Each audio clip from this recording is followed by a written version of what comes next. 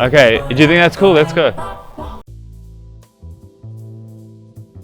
Generally what I do is I base my colors on one color, and generally that I find that color in a set that I like, maybe a set of pastels. In this case, a kind of pinkish red was Sakura marker that I found, and I just really loved that, and then based the rest of the colors off that. And that's generally what I like to do, is let the color find me in a way, rather than try to really like think about what colors are going to work. Just rather let that flow and make mistakes and then slowly figure out what's working.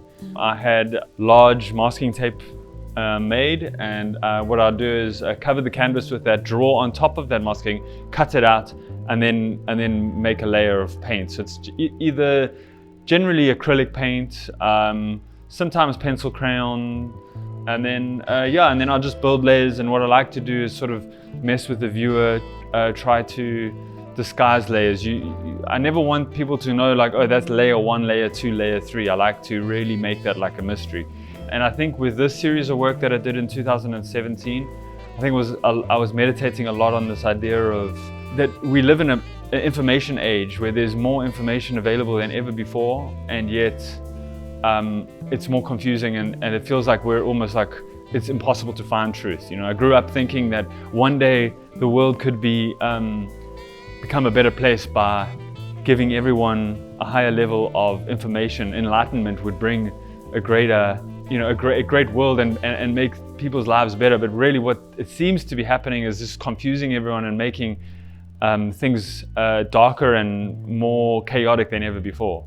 And so I think like a lot of this work sort of deals with that, and that's often why I think I work with this sort of like shroud around the head or whatever it is.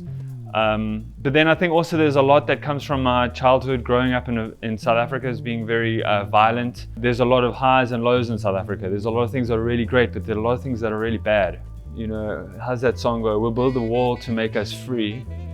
You know, it's kind of this irony that, you try to feel. And growing up in South Africa, we have these houses with big walls and fences, security, and it's always like you're driving your secure car through this like really dangerous parts of the city. And so it's this idea that like we protect ourselves, we make ourselves free by binding ourselves.